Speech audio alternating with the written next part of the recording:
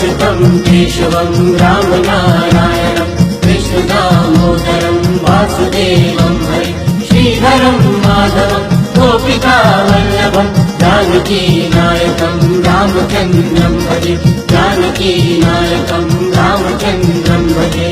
बोल श्री कृष्ण कन्हैया लाल की। जन्माष्टमी का दिन लागे बड़ा प्यारा, जन्माष्टमी का दिन लागे बड़ा प्यारा। सोने के पलने में रेशम के डोरे बांधे, सोने के पलने में रेशम के डोरे बांधे, झूला झुलाए ब्रिजवाला। जन्माष्टमी का दिन लागे बड़ा प्यारा, जन्माष्टमी का दिन लागे बड़ा प्यारा।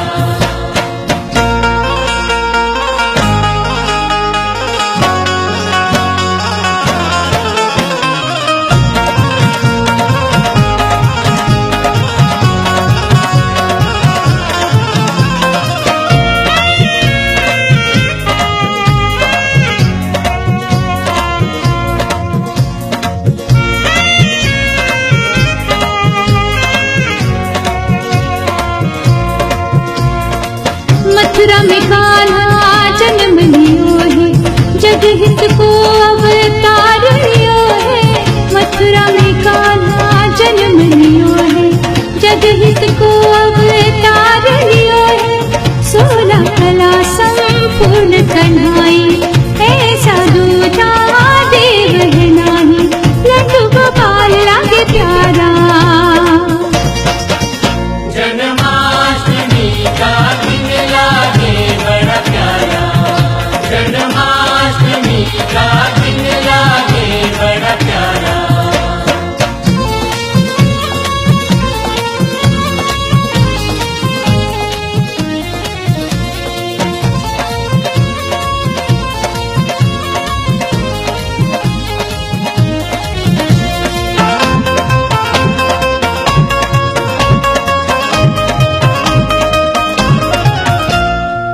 दूध दही और छाछ लगाओ, माखन मिश्री भोग लगाओ।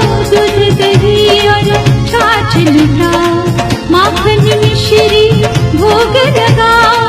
खुद नाचो और जग को नचाओ, मिलजुल के ये पर्व मनाओ, आया जग का रखवाला।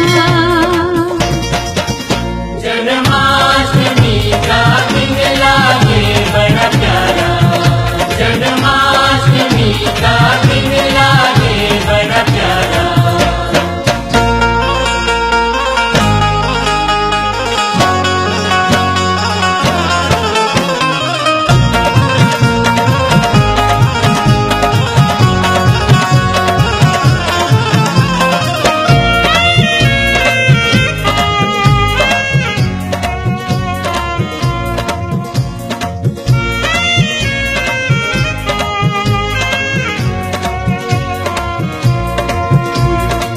व्रत राखो और मंदिर जाओ, भजनों से कान्हा को रिझाओ।